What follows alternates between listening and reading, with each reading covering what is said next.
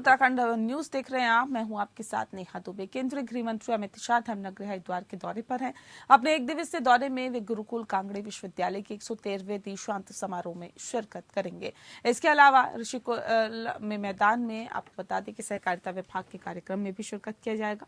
यही नहीं, पतंजलि योगपीठ जाकर वे बाबा रामदेव के संन्यास दीक्षांत समारोह का समापन करेंगे।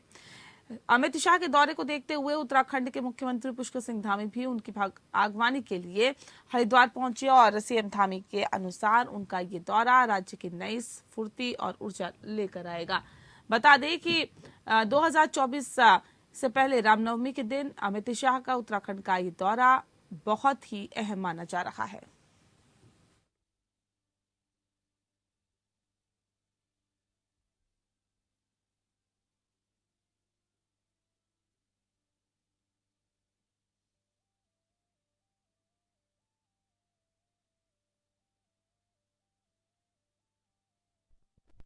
उनका दौरा हमारे राज्य के लिए हमेशा से ही हम सबको उत्साह और ऊर्जा देने वाला होता है और राज्य की तमाम विकास योजनाएं आदरणीय प्रधानमंत्री जी के कालखंड में जो हमारे यहाँ पर स्वीकृत हुई हैं, प्रारंभ हुई हैं और जो लगाव माननीय प्रधानमंत्री जी का है वही लगाव आदरणीय गृह मंत्री जी का भी है।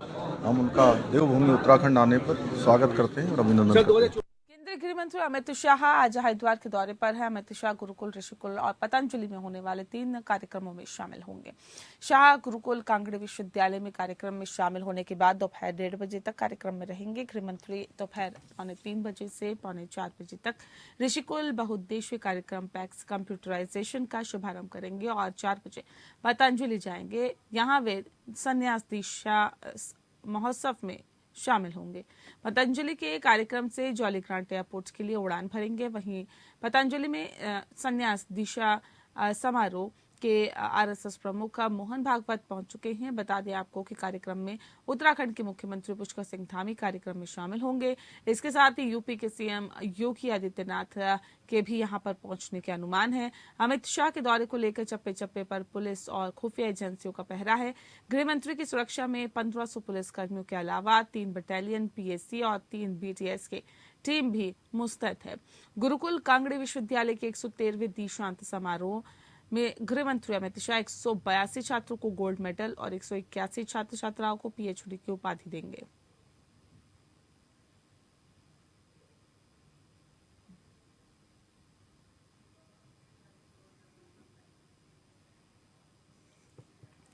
रुपेश वाले इस पूरी खबर पर ज्यादा जानकारी के साथ हमारे संवाददाता फोन लाइन पे जुड़ गए। रुपेश, जानना चाहेंगे आपसे कि फिलहाल क्या कुछ जानकारी अभी तक निकल के सामने आई है? अमित शाह अभी कौन से कार्यक्रम में हैं और आगे का क्या कार्यक्रम रहेगा? करीब 12:30 बजे यहाँ पर गुरुकुल कांगड़ी विश्वविद्यालय के दीक्षांत समारोह में केंद्रीय अमित शाह पहुंच चुके हैं। यहाँ पर उनके साथ साथ मुख्यमंत्री पुष्कर सिंह धामी मौजूद हैं, जो गुरुकुल कांगड़ी विश्वविद्यालय के कुलाधिपति है डॉक्टर सत्यपाल सिंह, वो मौजूद हैं और जितने भी गढ़वाल के लोकसभा सांसद हैं और जो राज्यसभा सांसद है वो भी यहाँ पर मौजूद है। उनके साथ साथ अनेकों जो संतगण हैं वो भी यहाँ पर मौजूद है, जिनकी मौजूदगी में दीक्षांत समारोह आयोजित किया जाना है। केंद्रीय गृह और सहकारिता मंत्री अमित शाह यहाँ पर करीब 182 छात्र छात्राओं को डिग्रियां प्रदान करेंगे और अन्य जो कुछ छात्र छात्रा ऐसे हैं जिन्हें गोल्ड मेडल दिया जाएगा उन्हें वो केंद्रीय गृह मंत्री अमित शाह यहाँ पर प्रदान करेंगे। और उसके साथ साथ जो विश्वविद्यालय प्रशासन है उसने पहले से घोषणा कर रखी है कि विद्या मार्तंड की उपाधि केंद्रीय गृह मंत्री अमित शाह को यहाँ पर विश्वविद्यालय प्रशासन द्वारा दी जाएगी। उसके बाद यहाँ पर कार्यक्रम खत्म होने के बाद केंद्रीय गृह मंत्री अमित शाह ऋषिकुल स्थित जो ऐप का कंप्यूटरीकरण होना है वहाँ पर जो कार्यक्रम है वहाँ पर जाएंगे। उनके साथ साथ यहाँ पर मुख्यमंत्री पुष्कर सिंह धामी हैं, कैबिनेट मंत्री डॉक्टर धन सिंह रावत हैं और अन्य जो कैबिनेट मंत्री हैं वो वहाँ पर पहुंच चुके हैं और जो तैयारियां हैं वो वहाँ पर जोरों शोरों से चल रही हैं। उसके बाद केंद्रीय गृह मंत्री अमित शाह वहाँ पर ऋषिकुल स्थित मैदान में जाएंगे, जहाँ पर इस जनसभा को भी संबोधित करेंगे। वहाँ पर कार्यक्रम खत्म होने के बाद पतंजलि में जो दीक्षा समारोह चल रहा है, संन्यास दीक्षा समारोह, उसके समापन पर केंद्रीय गृह मंत्री अमित शाह पहुंचेंगे, क्योंकि वो मुख्य अतिथि है कार्यक्रम के। और जो सर्कल चालक हैं मोहन भागवत, वो कल से ही वहाँ पर पतंजलि योगपीठ पर पहुंच चुके हैं, जिनकी मौजूदगी में आज सुबह संन्यास दीक्षा कार्यक्रम का जो पहला चरण है वो हर की पौड़ी स्थित वीआईपी घाट पर संपन्न हुआ। अभी शाम तक किसी केंद्रीय गृह मंत्री अमित शाह हरिद्वार में ही मौजूद रही और विभिन्न कार्यक्रमों में यहाँ पर शिरकत करेंगे। रुपेश, जानना चाहेंगे कि अमित शाह के दौरे का बेसिक उद्देश्य फिलहाल क्या बताया जा रहा है, पॉलिटिकल उद्देश्य क्या बताया जा रहा है?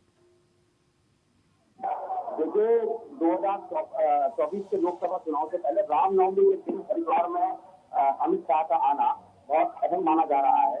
जो यदि राजनीतिक परिदृश्य की बात करें तो जो जितने भी बीजेपी के कार्यकर्ता है, जितने बीजेपी के पदाधिकारी है, मुख्यमंत्री है, प्रदेश अध्यक्ष है, वो सब गदगद है अमित शाह के रामनवमी के दिन यहाँ पर हरिद्वार दौरे को लेकर। सभी गदगद हैं और सभी का मानना यही है कि अमित शाह से जो मार्गदर्शन मिलेगा वो 2024 में उनसे बहुत काम आएगा। जी, बहुत शुक्रिया आपका रुपेश, तमाम जानकारी हम तक पहुंचाने के लिए। अगली खबर का रुख करते हैं। पूरे देश के साथ उत्तराखंड में भी रामनवमी की धूम है। वहीं मुख्यमंत्री पुष्कर सिंह धामी ने मां रामनवमी के पावन अवसर पर मुख्यमंत्री आवास में कन्याओं का पूजन किया। उन्होंने संपूर्ण विधि विधान से देवी स्वरूपा कन्याओं का पूजन किया।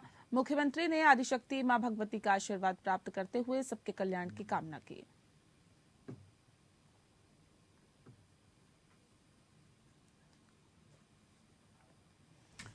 स्वास्थ्य मंत्री मनसुख मंडाविया पहुंचे देहरादून। केंद्रीय स्वास्थ्य मंत्री मनसुख मंडाविया पहुंचे देहरादून। बता दें आपको कि देहरादून स्थित कैनाल रोड जन औषधि केंद्र का निरीक्षण भी किया। देश भर में खोले गए हैं जन औषधि केंद्र और आम लोगों को सस्ती औषधि उपलब्ध कराई जाएगी।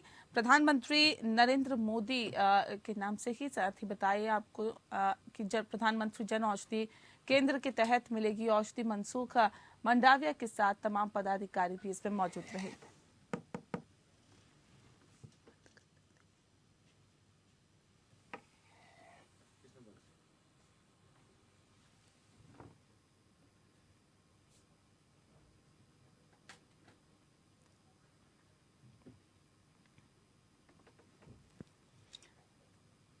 आलोक सेमवाल इस पूरी खबर पर ज्यादा जानकारी के साथ हमारे संवाददाता फोन लाइन पर जुड़ गए हैं। आलोक, जानना चाहेंगे, केंद्रीय स्वास्थ्य मंत्री मनसुख मंडाविया देहरादून पहुंचे और उन्होंने प्रधानमंत्री जन औषधि जो केंद्र है उसका निरीक्षण किया। क्या कुछ रहा निरीक्षण के दौरान? देखिए, जहां तक हम बात करें केंद्रीय मंत्री के दौरे की, तो आज स्वास्थ्य मंत्री जो है मनसुख मंडाविया वो उत्तराखंड दौरे पर हैं और वहीं जो प्रधानमंत्री जन औषधि केंद्र जो जगह जगह खोले जा रहे हैं पूरे देश भर में, उसका उन्होंने निरीक्षण आज किया है। और वहीं उन्होंने ये भी बताया कि जो ये जन औषधि केंद्र है वो पहले तो सस्ती दरों पर जो है औषधियां जो है देते हैं और जिसकी वजह से जो आम जनता है उसको भी काफी सहूलियत इस चीज से होती है और औषधियां भी जो है वो काफी कारगर हैं। इसके बाद की अगर हम बात करें तो यही जो हमारे स्वास्थ्य मंत्री हैं, केंद्रीय स्वास्थ्य मंत्री, उनका चमोली का दौरा रहने वाला है, मनाली गांव में, और वहां जाकर वो जो दूरस्थ इलाके हैं, जो सीमांत गांव है, उनका भी वो निरीक्षण करेंगे और उनका भी जायजा लेंगे। जी नया जी, बहुत शुक्रिया आपका आलोक, तमाम जानकारी हम तक पहुंचाने के लिए।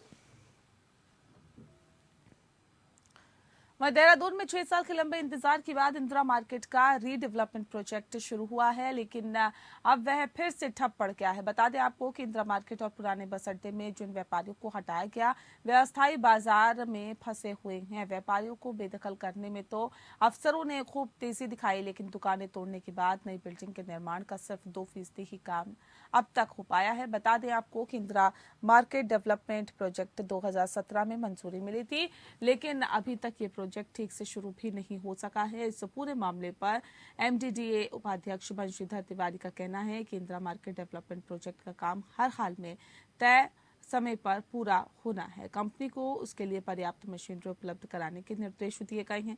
साथ ही अभी तक कितना काम हो पाया है उसकी रिपोर्ट भी मांगी गई है। उन्होंने कहा कि काम में ढिलाई हुई तो कंपनी के खिलाफ कार्रवाई की जाएगी।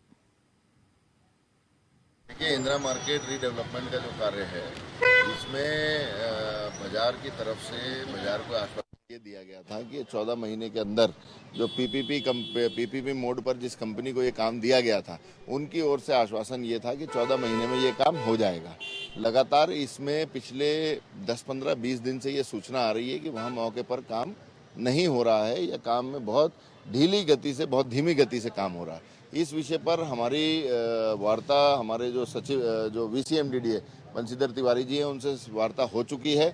बाजार का भी माननीय मेयर साहब, माननीय विधायक जी और हम गए थे वहाँ पर, मौके पर जिस तरीके से काम नहीं हो रहा है उसको भी देखा है। जल्दी ही इसमें एक समीक्षा बैठक पूरे काम की जल्द ही की। इसमें थोड़ा गति तीव्र होनी चाहिए, धीमी गति से हो रहा है, तो उसमें नोटिस जारी करने के लिए हमें बोला है कि जो पार्टी काम कर रही है वो अगर इंटरेस्टेड नहीं है या तेज़ी से काम नहीं करती है तो हम एग्रीमेंट को निरस्त भी कर सकते हैं। जी आपको बता दें कि दरअसल देहरादून में 6 साल के लंबे इंतजार के बाद इंदिरा मार्केट का रीडेवलपमेंट प्रोजेक्ट शुरू हुआ, लेकिन फिर से ठप हो गया है।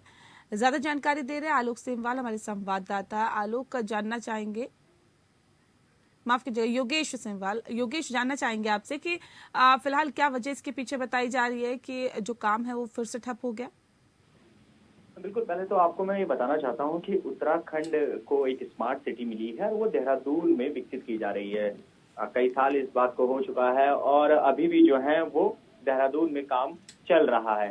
और सबसे बड़ी बात यह है कि जब देहरादून की हम बात करते हैं तो देहरादून में स्मार्ट सिटी के तहत ही जो इंदिरा मार्केट है, जो बिल्कुल देहरादून के बीच में पड़ता है, वहां पर स्मार्ट सिटी के तहत ही इस प्रोजेक्ट का भी काम चल रहा था। लेकिन ये प्रोजेक्ट बहुत धीमी गति से चल रहा है और व्यापारी भी इससे का जो है वो नाराज हैं।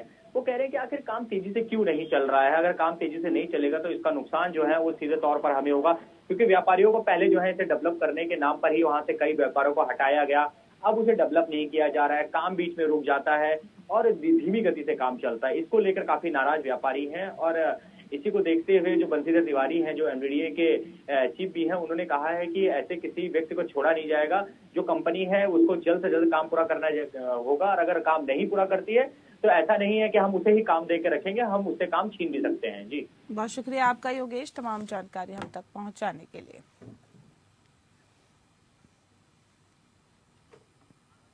सूरी नगर पालिका में भ्रष्टाचार और अनियमितता को लेकर की गई शिकायत की जांच शहरी विकास विभाग ने शुरू कर दी है, जिसको लेकर अपर निदेशक शहरी विकास अशोक पांडे 5 सदस्यीय टीम के साथ मसूरी नगर पालिका परिषद पहुंचे। यहां पर उन्होंने शासन स्तर पर नगर पालिका प्रशासन और पालिका अध्यक्ष अनुज गुप्ता के द्वारा किए गए कथित भ्रष्टाचार और अनियमितता की शिकायत की जांच शुरू कर दी।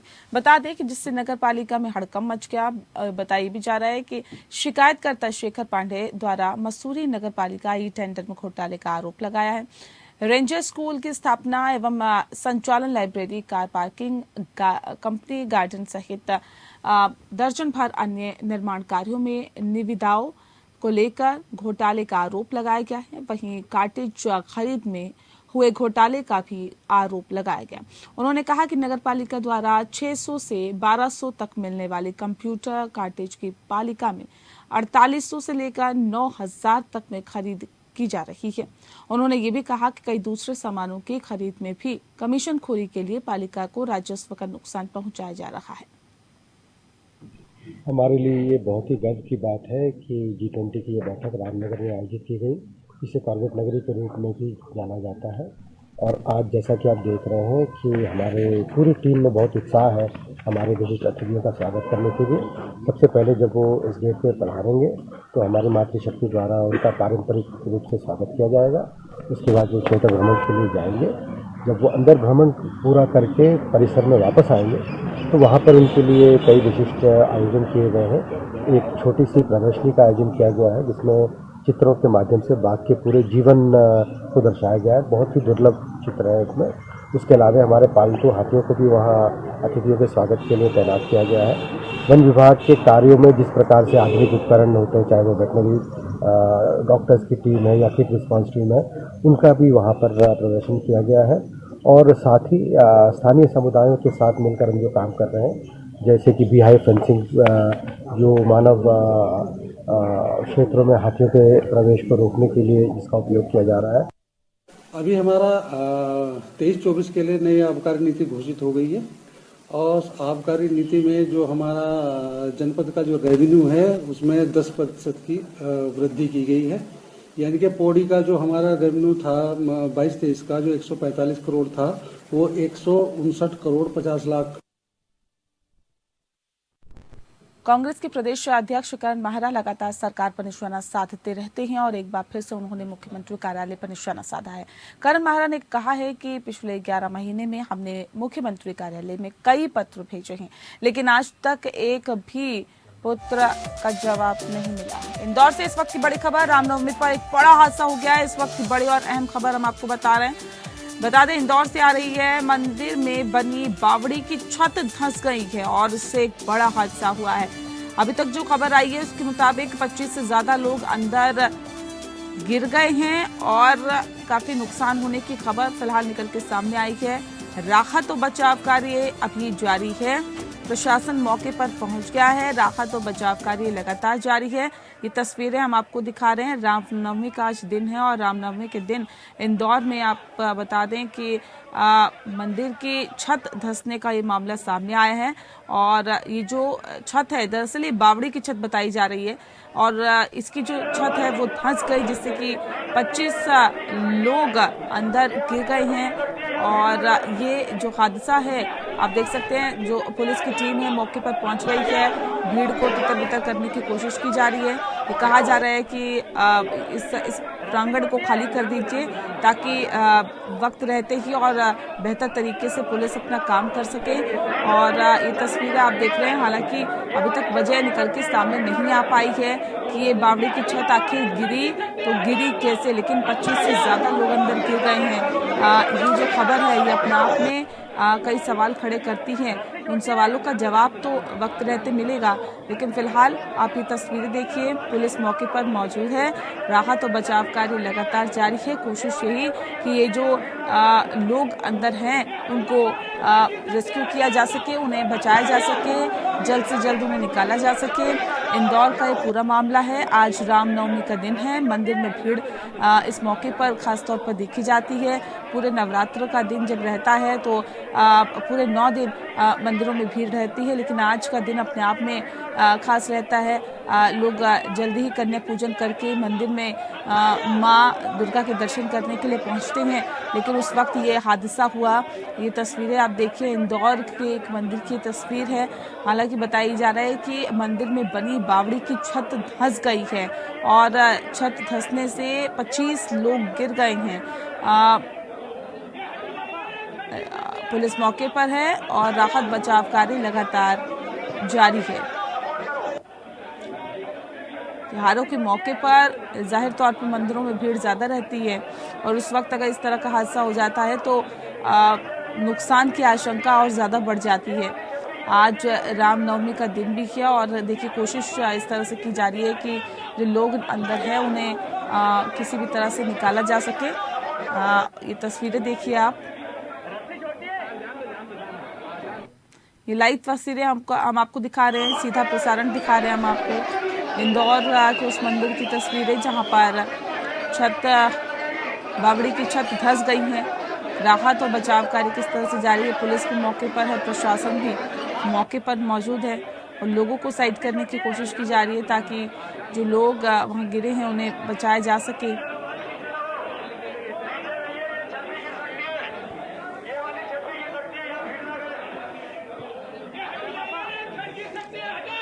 पुलिस पूरी मशक्कत कर रही है, पूरी कोशिश कर रही है कि जो नुकसान है वो कम से कम हो।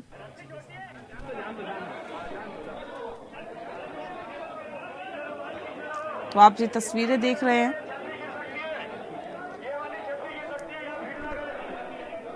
ये तस्वीरें अपने आप में बता रही है कि आखिर ये जो दिक्कत है ये काफी ज्यादा बड़ी है। इंदौर में रामनवमी पर बड़ा हादसा हुआ है। स्नेह नगर के पास ये पटेल नगर में बड़ा हादसा हुआ है। बता दें आपको कि श्री बलेश्वर महादेव झूलेलाल मंदिर परिसर में बनी बावड़ी के ऊपर की छत धंसने से 25 से ज्यादा लोग बावड़ी में गिर गए हैं और अभी तक 4 लोगों को बावड़ी से निकाला गया है। हालांकि जो अभी तक खबर मिल पा रही है उसके मुताबिक 4 से 5 लोगों को ही निकाला गया है। तुरंत अस्पताल उन्हें पहुंचाया गया ताकि उन्हें बेहतर इलाज मिल सके। बावड़ी में गिरे लोगों को बचाने का काम लगातार किया जा रहा है। पुलिस मौके पर है, आप देख सकते हैं।